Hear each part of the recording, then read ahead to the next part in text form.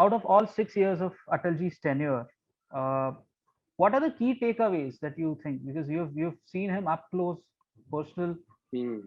you've worked with him. So Right. Okay, let me talk about the period of my book very specifically, the 1.5 years of the book, and I'll yes, mention the other things also then. You can let me do both. yep, Now, first key takeaway was this was the first genuine non-Congress government. As I said okay, before, Congress was the pole position. BJP formed a government. The Janata Party government of 77 to 79 was led by Morarji Desai, a lifelong Congress person. The government was full of ex-Congress people. So it was not considered really a non-Congress government. Vajpayee's okay, government was genuine non-Congress. Very, very important. Then second, crossing the nuclear threshold. India knew that it had to go nuclear. The program was started by Nehru. Mrs. Gandhi did the test in 74, but then backed down under international pressure by calling it peaceful. That no, we are not going towards making a bomb. yeah, And lots of pressure in India not to go ahead. Narasimha Rao wanted to test, he was not allowed to test. There was a comprehensive test ban treaty to put India, yeah, so India will not test. And yet we went ahead and tested because that was to demonstrate that India took its defense very, very seriously.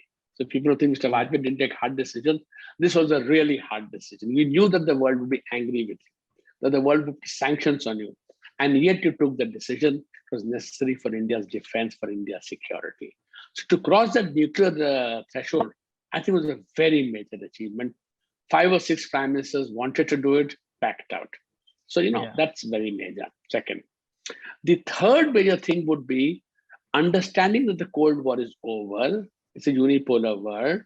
And understanding the back of your mind that China's rise ultimately will reach a stage where it can threaten India.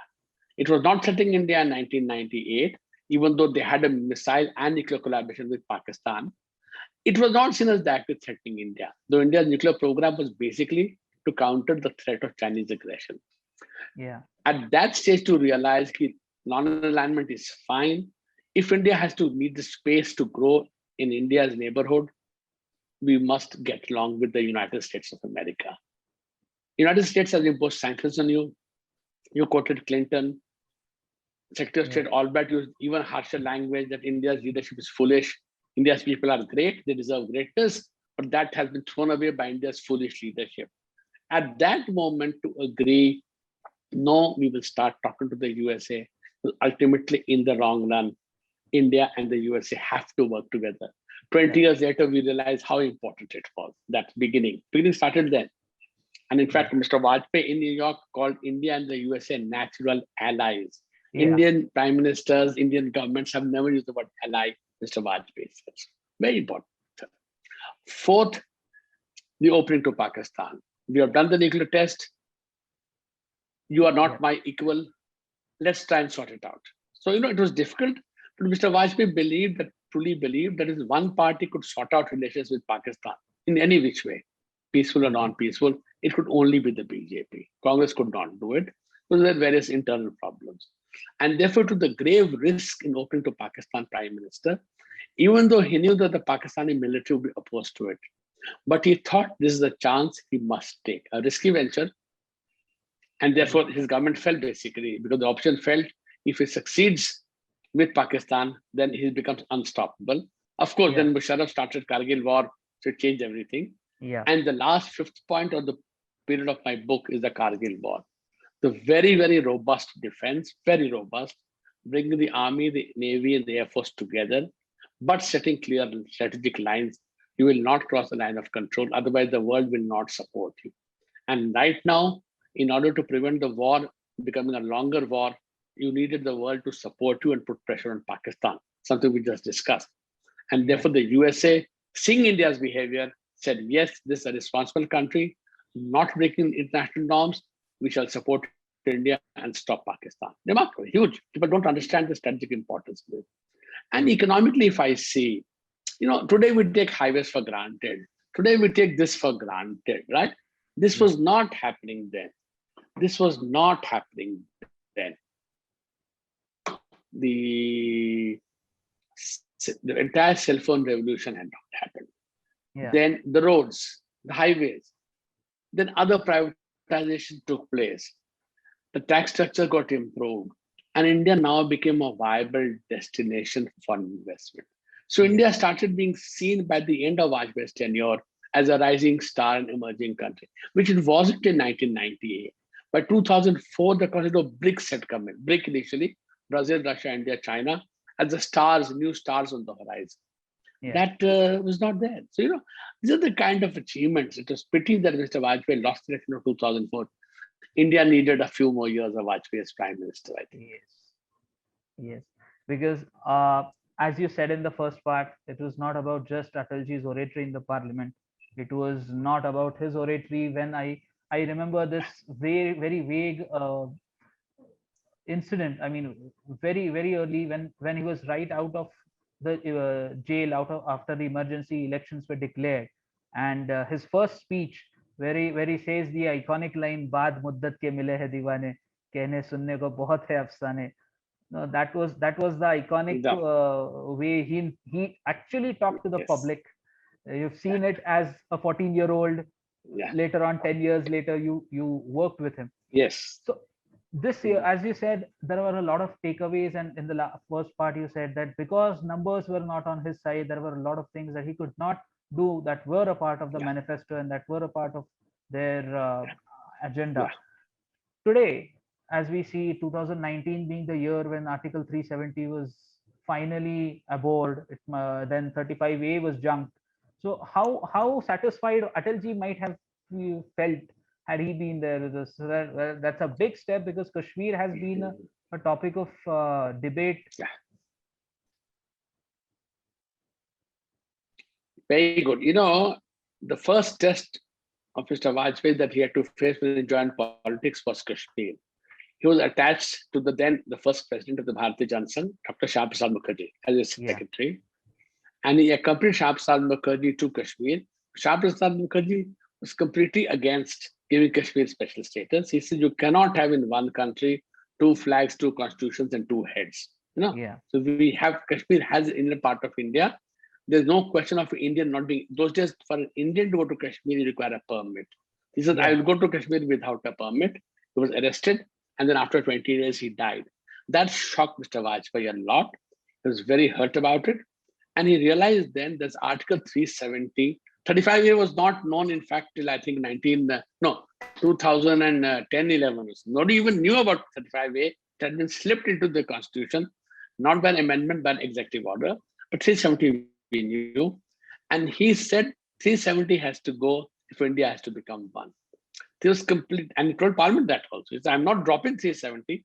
I do not have support in this House to remove 370. So in the sense that 370 and bringing Kashmir together as a part of India in the real sense of the term, and not have these distinctions of different kind of citizenship, I think this is something that we really wanted to do. And we're very happy that it was done. So all those who feel of him differently don't realize that at heart, he belonged to the same family, the same ideological family, and you read his writings and his speeches, you will know that 370 really bothered him, and he didn't feel yes. at all comfortable about it. He felt it was a blot on Indian democracy. In that short period when Deve Gowda was the prime minister, and I remember watching those even today those videos and those speeches of not just him, of They Pramod circulate. Mahajan, of Sushma Swaraj are there when Sushma Swaraj, in her fiery way, she says that yes, we have these things on the agenda, and that is the reason why we are considered communal, but we are not a communal party, and we are think as with the interest of India first always. That was her line I remember from her speech. Yeah. You have been a former bureaucrat. You have been an IAS officer. You were on deputation, various tasks as a bureaucrat, and you have seen the bureaucracy of this country change its course in as time progress. So, how has the change been to you? Though you're not a part of the service. Oh, a lot. No, I'm not. I left the IS in 2013, 4 years before my retirement. India has changed a lot. See the aspirations of the youth. See the fact that the poor are expressing themselves strongly. The India of the earlier times were very, very different. People were takers of the system. Whatever the government did, the same party won elections. There was no contestation properly. Jan Sangh, Swatantra Party, some socialist party tried to pose challenge to it, could not pose a challenge to it. So administration also functioned in a so-called very coherent manner because there was no pressure on them from anywhere else. With political contestation and the fact that India started becoming an expansive state, so you nationalize the banks, you set up schools everywhere, which you should, you set up public sector entities, you did social programs in a big way, earlier the family planning program. You did rural development programs in a big way involving villages. So the pressures on the bureaucracy has changed completely. Many people say that Indian bureaucrats are the same as the British bureaucrats in India, the ICS. Completely wrong. Completely wrong. Their job is very, very different.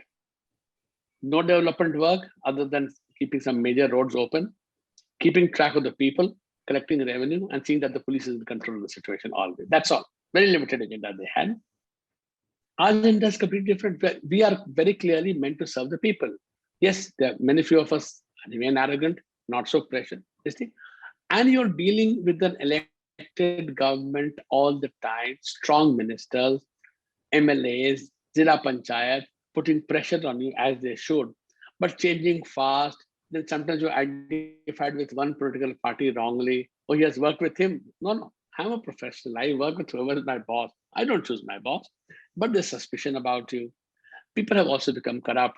So, with all this milieu changing, as a civil servant, in some ways things have become better. Our officers are better, our facilities are better. You can travel more easily. You get a much better salary. But in terms of the pressures on you, it has gone up many fold. So it is a messy situation. But I think change comes from messiness. Change does not come from just tinkering on the sides. And that is why it is.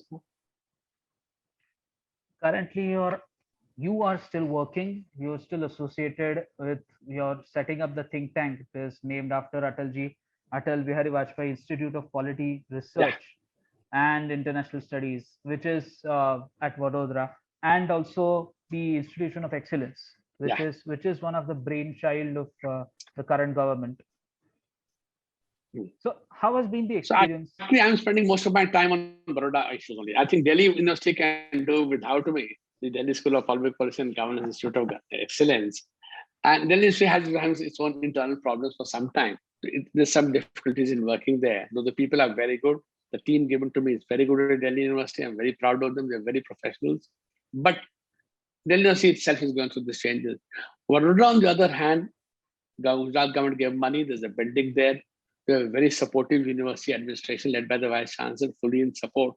And we have just started doing our activities. And I think in the next year or two, you will see that we establish it with a name of quality, focusing on the areas close to Atalji, foreign policy and policy, good economic policies.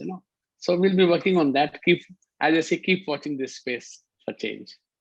Uh, This will be another institution that will be added to the list of institutions in India. So, what will be the key standout point when it comes to curating or cultivating or nurturing the talent when it comes to policy making? Because we need that kind of Mhm. youth, and we need to channelize the youth. Yeah, we need a combination of people within the system, people like me, and people outside the system, good academics, people from the work in the field, young people, because the young think differently, they're exposed to a new world, the aspirations are different.